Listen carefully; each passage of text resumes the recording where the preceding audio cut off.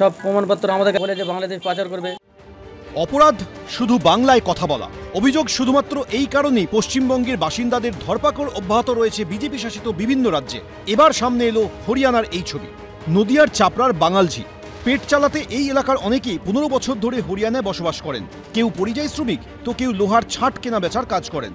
এলাকার বাসিন্দাদের দাবি, 4 দিন আগে তাদেরই কয়েকজনকে বাংলাদেশের নাগরিক সন্দেহে বিজেপি শাসিত হরিয়ানার পুলিশ আটক করেছে। একাধিক নথি দেখালেও ছাড়া তো হয়নি, উল্টে বাংলাদেশে পুশব্যাকের হুঁশিয়ারি দেওয়া হয়েছে বলেও অভিযোগ। কথা বলি, আমরা বাংলা কথা বলি যে আমাদের অপরাধ এটা তো নয়, আমরা বাঙালি। তো এখন ওরা বলতে যাচ্ছে যে তোরা বাঙালি, বাংলাদেশ বল। দীর্ঘ 15 বছর ওখানে কাজ করছে, বলতে যাচ্ছে যে তোমরা বাংলাদেশি, বাংলা ভাষায় কথা বলো, তোমরা বাংলাদেশি।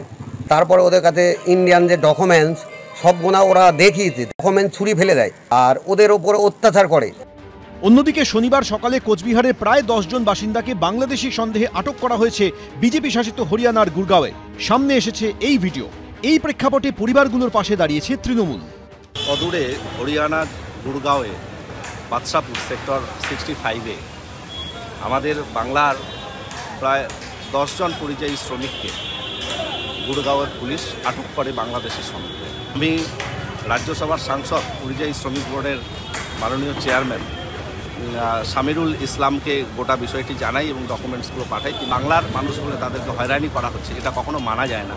অন্যদিকে আরেক এনডিএ শাসিত রাজ্য মহারাষ্ট্রের পুনেতে বাংলাদেশি সন্দেহে আটক করা হয় উত্তর 24 পরগনার গোপালনগরের আকাইপুরের বাসিন্দা বিবেক গোস্বামীকে। যদিও পরের দিনই তাকে ছেড়ে দেয় পুলিশ। এদিন তার বাড়িতে যান তৃণমূলের রাজ্যসভার সাংসদ মমতা বালা ঠাকুর। সেখান থেকে ফোনে ধৃতের স্ত্রীর সঙ্গে কথাও বলেন। পরে দুজনের সঙ্গে কথা বললাম এবং কথা বলে যেটা বুঝতে পারলাম যে তাকে মানে বাংলাদেশি হিসেবে তাকে ধরে নিয়ে তাকে অ্যারেস্ট করেছে, একদম এক রাত রেখেছে। রাখার পরে তার ডকুমেন্ট সব দেখার পরে যাই হোক তাকে ছেড়েছে, কিন্তু তার মা বাবার সঙ্গে তার মোবাইল দিয়ে সে কিন্তু কথা বলতে পারছে না। ভীষণ চাপ দিচ্ছে যে বাইরে কেস সঙ্গে কোনো কথা বলা যাবে না। শুক্রবার রাজ্যে এসে অনুপ্রবেশ নিয়ে তৃণমূলকে কড়া আক্রমণ করেন প্রধানমন্ত্রী।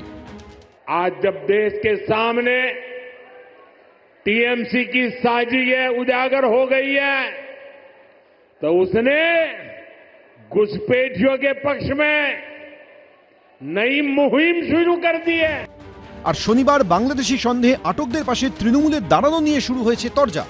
বৈধ কাগজপত্র নেই, অন্যায়ভাবে পশ্চিমবঙ্গে তারা ভোটাধিকার প্রয়োগ করার প্ল্যান করছে। ভোটার আইডি কার্ড অন্যায়ভাবে তৃণমূল তাদের ধরিয়ে দিয়েছে, আধার কার্ড ধরিয়ে দিয়েছে, তাদের শনাক্ত করা হচ্ছে এবং এটার জন্য কর্মসূচি লাগে না। আমাদের ভারতীয় জনতা যুব মোর্চার কার্যকর্তারা গত 1 বছর ধরে এগুলো চিহ্নিত করে আমরা এর আগেও ইলেকশন কমিশন অফিসে গিয়ে তার অনেক নথিও দিয়েছি এবং আগামী দিনেও আমরা তা চিহ্নিত করে আরও নথি দিতে থাকবো, যতক্ষণ না যে পশ্চিমবঙ্গের নির্বাচন শুধু পশ্চিমবঙ্গবাসীরাই দেওয়ার মতন সেই জায়গা পাবে। ভোটের আগে দিদির বাঙালির জন্য কুম্ভীরাসু ঝরছে, তাই দিদি বাঙালির নামে ভোট চাইছে। সব মিলে বিজেপি শাসিত রাজ্যগুলিতে স্রেফ বাংলায় কথা বলায় হেনস্থার অভিযোগ ঘিরে তুঙ্গে রাজনীতির তরজা। প্রদ্যোৎ সরকার, শুভেন্দু ভট্টাচার্য, সমীরণ পাল, এবিপি আনন্দ।